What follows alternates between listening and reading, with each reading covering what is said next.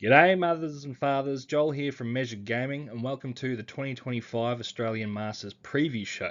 Now, this is not a list review show. Lists at the time of recording are not due until tonight. But anyway, we're going to go through all the players. We're going to go through the season as a whole. How you qualify, what events qualified, etc., etc. Just all the other sort of information outside of the actual list that people are taking. So let's go have a look at the season breakdown. So the Australian Masters is a season which goes for roughly a year from sort of March to April over the course of a year, obviously.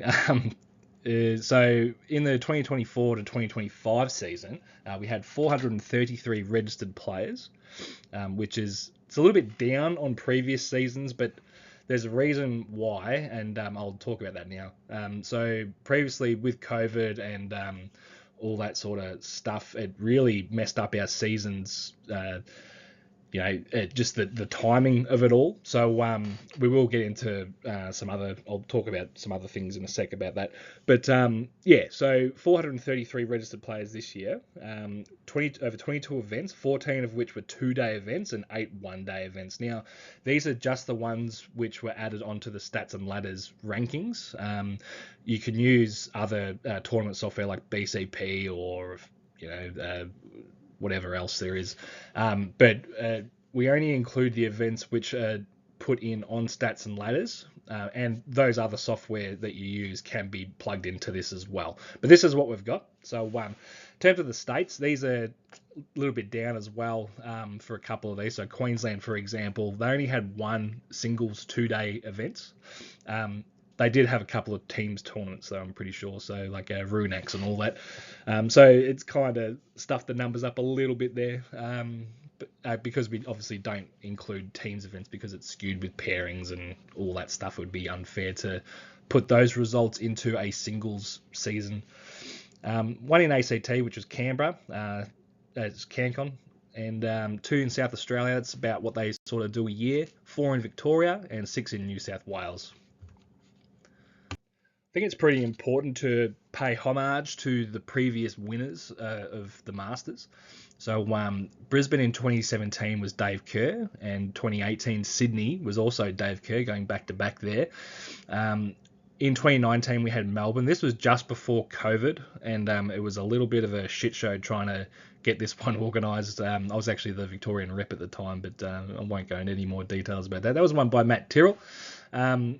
And then over COVID, so the COVID affected seasons was actually 3 years, which were like really stuffed it up. So we acknowledged a couple of players in the scene who just like won every single event they went to, and we gave them the interim title of Masters, and there was 2 of them. So Joel Graham and also Corey Papp, so Victoria and Queensland respectively. And then last year's Masters winner was Terry Voller. That was in Albury, and that was the first time. That was like a big reset, I suppose, for this whole Masters League.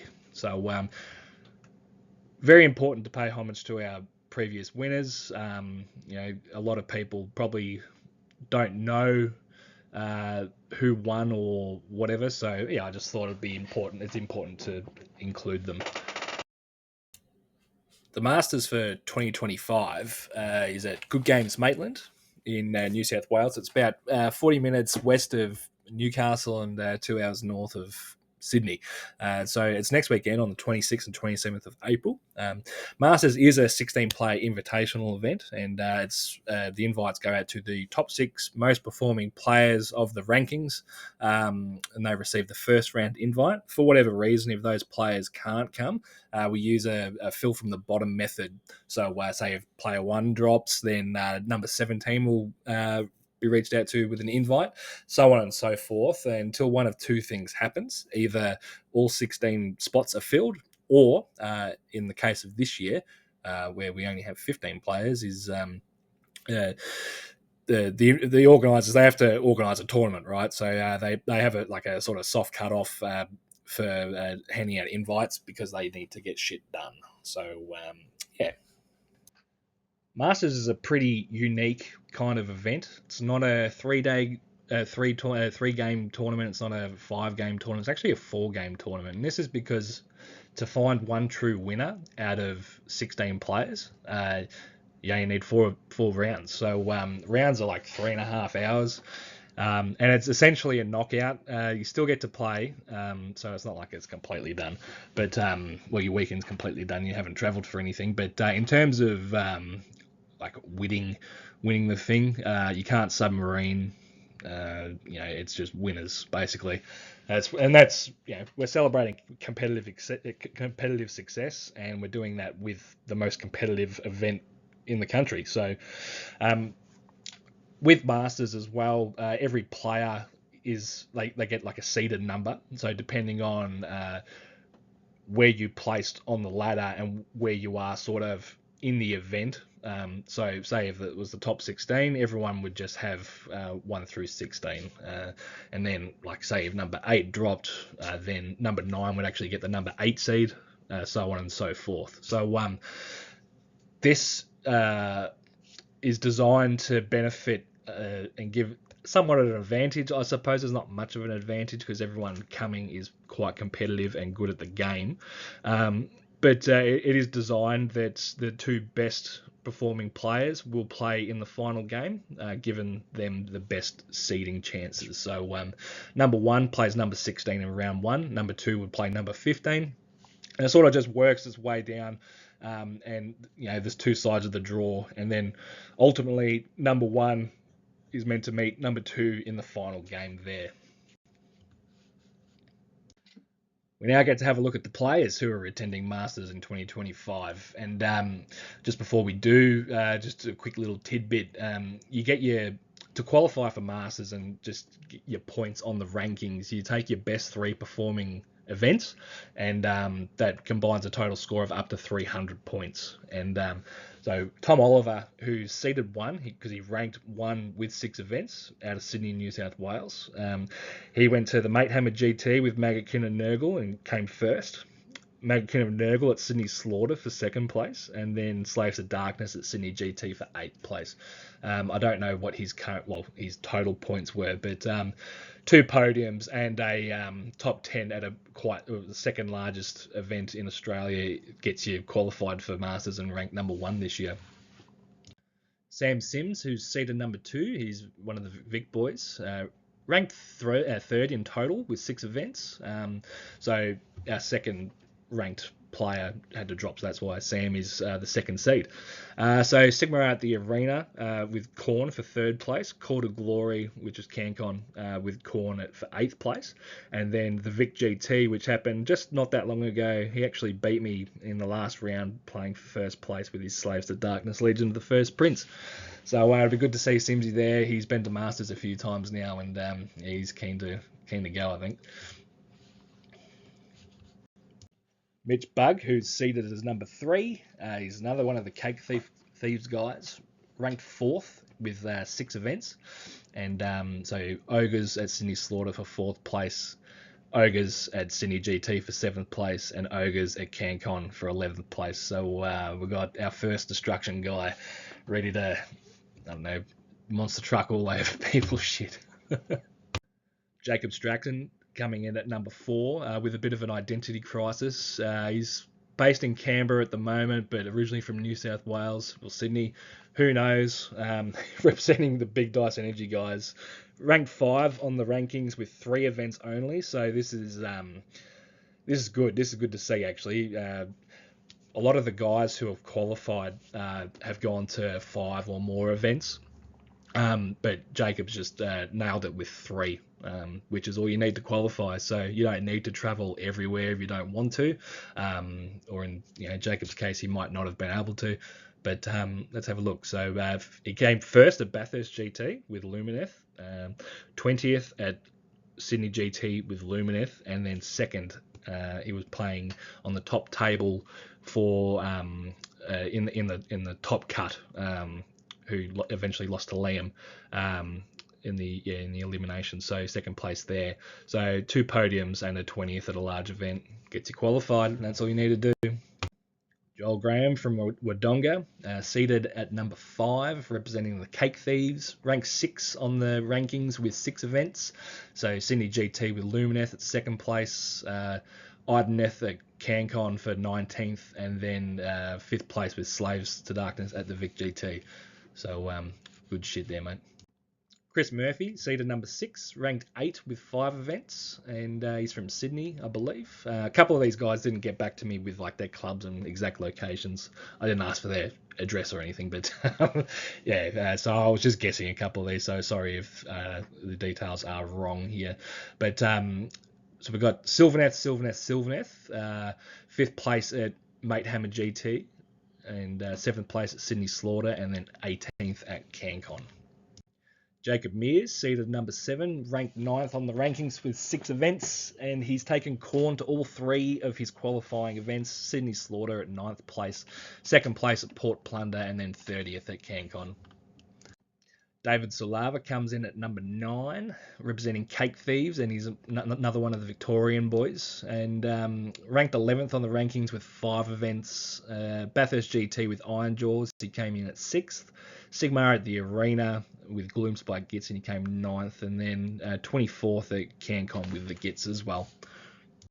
Got Pui next, and seated number 9, Sydney, and ranked 12th on the ranking with 4 events. So Port Plunder with Lumineth came in 3rd. Sydney GT with Lumineth as well at 17th, and then Feck at CanCon for 49th. So as you'll notice, as this isn't just for Pui in this case, but what happens is obviously the lower we go down the rankings, the less podiums that we see, even though he's got one here. But yeah, like pretty much anyone can make it, especially if you hit up a couple of these larger events like Call to Glory and Sydney GT. If you come like say 20th at Sydney GT or CanCon, it's like getting a podium at any of these smaller events just because of the points and how it works. It's a bit hard for me to explain, but the more people that go to an event and the more rounds, so in this case 5 rounds, you just get more points because it sort of you get 100 points for the winner, and then it just scales down, and the more people there are, it scales down slower. So yeah, just thought that's important information there. Next up is me, Joel McGrath, 10th seed, ranked 14th with 6 events. I'm from Bendigo, obviously, and Measured Gaming. That's me. I came 7th with Fire Slayers at Bendigo's Bush Bash Bonanza. That was a while ago. It was October last year. I came allegedly 9th place at Call to Glory with my Sons of Behemoth, even though I actually won the whole thing and got best overall. Well, I got best overall, which is, I don't really want to go into it. That should be first. Anyway. And then Vic GT just the other week with Stormcast came in at 3rd place. Greg Egamman is our 11th seed. He's from Wollongong, New South Wales, Death by Dice, and he's ranked 16th on the rankings. So this is our last player who got a first round invite. And so ranked 16 with 4 events. He's 3 qualifying with Sydney Slaughter with Nighthorn. He came 15th, 10th with Nighthorn at Port Plunder, and then 22nd at CanCon with Ogres. Actually, I met him at CanCon, and we are now swagging it this weekend for Masters. So we've got the same at the Caravan Park. I'm really excited. Big Bad Bob, or BVE, seated 12th. Cake Thieves, I'm pretty sure. I hope so. I think this was a copy-paste error. He is from Sydney, though. Ranked 20th with 3 events. So big drop-off there from previous Greg, who was 16th. We've now gone down another 4 spots on the ladder. So ranked 20th with 3 events. Podium, 2nd with Soul Blight at Mate Hammer GT. 2nd with Soul Blight at Bathurst GT. And then 23rd with Soul Blight at Port Plunder. So it just goes to show what I've been sort of saying over a couple of these guys is Bob here has come 20th, and he has 2 podiums, but he hasn't hit up any of the big events, like the real big ones, like Sydney GT or CanCon. So it just goes to show you how hard it can actually be to qualify for Masters, even though you've had a lot of competitive success over the year. Christian Bug comes in at number 13 seed. He's definitely cake thieves. I know this, and this is not copy paste. Sydney, and he was ranked 21 with 6 events attended, and his 3 qualifiers were Nighthorn 12th place at Sydney Slaughter, 10th place with the Feck at Bathurst, and then 28th with the Feck at Sydney GT. I also just have to say that he qualified with the Feck before they got really good. So anyway, Jordan Mouse, he's seated 14th. He's from Melbourne, ranked 25 with 4 events, and he came 12th with Slaves at Sigmar at the Arena, 7th with Nurgle at Lost Legion GT, which is the Geelong boys. It's a really good event actually if you ever want to get down there, and 46th with Magakin of Nurgle at Call to Glory CanCon. And our last player who's attending Masters this year is Austin Cranfield. I'm pretty sure he's a Sydney-based boy. Ranked 26th with the 6 events. He 21st place with Cities at Sydney Slaughter, 8th place with the Iron Jaws at Bathurst GT, and then 33rd with Cities at Sydney GT. So I'm really looking forward to meeting all the guys who I haven't met before. Looking forward to seeing all the guys who are coming again to Masters and who I already know, I suppose. It should be a bloody great weekend. I'm really looking forward to it. Just a couple of other little bits of information. So all the rounds will be streamed on the Measured Gaming YouTube channel. You are here right now, so go ahead and like and subscribe, and you'll get notified when we go live. I actually have a couple of mates, Michael Thompson and Jesse Perkins. Jesse Perkins did the stream last year and did a great job. He's jumping ship over onto the Measured Gaming YouTube channel for this one. So those two fellas, both based in Canberra at the moment, at the time of recording, and they are coming up with me to help out. And so day one starts 9:30 on the Saturday, and then about 8:30ish for day 2. So it'll just be one game streamed at a time, but we will be getting information from other tables as the day goes on. I will be playing, so I won't be a part of the stream, but I will be helping out the guys when I can. And then just lastly, you can also, I forgot to add this on here, you can also follow along the event if you want to see who won and lost by however many points over on Stats and Ladders. If you do not know what Stats and Ladders is yet, you should work that out, because it's very good software. It's homegrown in Australia, and it's a good piece of kit. Use it for your events. Anyway, that's enough shilling. Like and subscribe and all that shit, and we'll see you at the next one. Cheers, guys.